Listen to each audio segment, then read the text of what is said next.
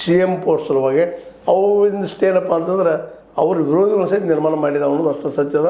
ಆದರೆ ಎಲ್ಲರನ್ನೂ ವಿಶ್ವಾಸ ತೆಗೆದುಕೊಳ್ಳುವಂಥ ಪ್ರಯತ್ನವನ್ನು ಸಿದ್ದರಾಮಯ್ಯ ಮಾಡಿದ್ದಾರೆ. ಅವರು ಯಶಸ್ವಿ ಆಗ್ಬೋದು, ಆಗ್ತಾರೋ ಇಲ್ಲೋ ಬೇರೆ ವಿಷಯ. ಬಟ್ ಸಂಪುಟ ವಿಸ್ತರಣೆಗೆ ಕೆಲವೊಂದು ಹೊಸ ಹೆಸರು ಬರೋದು ಮಾತ್ರ ಗ್ಯಾರಂಟಿ.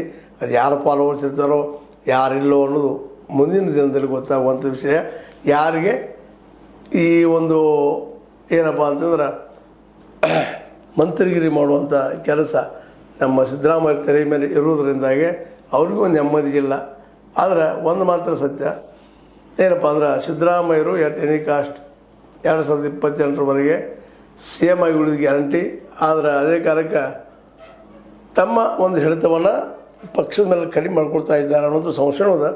ಆದರೆ ಅದರ ಕಡೆ ಎಪ್ಪತ್ತುಕೊಳ್ಳಾರದ DKಶಿ ಅವರು ಸಹ ಈ ಸಲದ ಸಂಪುಟ ವಿಸ್ತರಣೆಯಲ್ಲೇ ತಮ್ಮವ್ರಿಗೆ ಹೆಚ್ಚು ಸೀಟ್ ಸಿಗಲಿ ಅನ್ನೋ ಬೇಡಿಕೆಯನ್ನು ಇಡ್ತಾ ಇದ್ದಾರೆ. ಅದೇನಾಗ್ತದೆ ನೋಡೋಣ, ಯಾರು ಗೆಲ್ತಾರೆ ಯಾರು ಬಿಡ್ತಾರೋ. ಆದರೆ ಸಂಪುಟ ವಿಸ್ತರಣೆ ಆಗಬೇಕು ಅನ್ನೋದು ಮಾತ್ರ ಎಲ್ಲರ ಅಭಿಪ್ರಾಯ ಆಗ್ಯದ. ಅದು ಎಷ್ಟು ಮಟ್ಟಿಗೆ ಆಗ್ತದೆ ಏನು ಅನ್ನೋದು ಇವತ್ತು ನಾಳೆ ನಾಡ್ದು ಗೊತ್ತಾಗ್ತದೆ ಅನ್ನೋದನ್ನು ಹೇಳ್ತಾ, ಈ ಒಂದು ಕುರ್ಚಿ ತಿಕ್ಕಾಟ ಜೊತೆಗೆ ಅದು ಗೆಲ್ದಾಗ ಸಹಜವಾಗಿ ಮಂತ್ರಿಗಿರಿ ತಿಕ್ಕಾಟ ಇವೆಲ್ಲ ಸಾಮಾನ್ಯ ರಾಜಕೀಯದಲ್ಲೇ.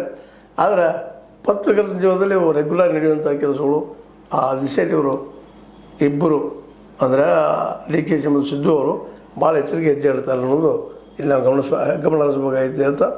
ಇದು H16 ನ್ಯೂಸ್ ಅರ್ಥಾತ್ ಸಿದ್ದರಾಮಯ್ಯ ಸತ್ಯದ ಕೈಗಂಡೆ ವಂದನೆಗಳು.